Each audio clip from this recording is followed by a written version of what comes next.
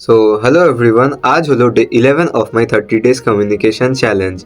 তো আজ আমি ভাবলাম যে এই টপিকটার ওপর বলি যে মানে যে কোনো কম্পিটিটিভ এক্সাম হোক, সেটা জেই হোক বা নিট হোক, যে- সবাই নিজের মানে সব কিছু ছেড়ে দিয়ে, নিজের ফিটনেস ছেড়ে দিয়ে, নিজের হেলথ ছেড়ে দিয়ে, নিজের ফ্যামিলি টাইম ছেড়ে দিয়ে, নিজের ফ্রেন্ডস টাইম ছেড়ে দিয়ে, সব কিছু ছেড়ে দিয়ে, বন্ধুদের সাথে দেখা ফেকা করা সব কিছু ছেড়ে দিয়ে পুরোপুরি লক ইন হয়ে পড়াশোনা করে।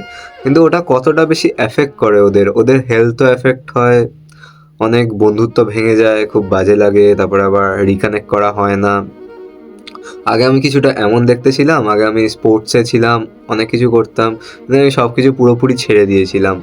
আমার ঘুমও ঠিক মতন হতো না, মাথা ব্যথা কন্টিনিউয়াস লেগে থাকতো।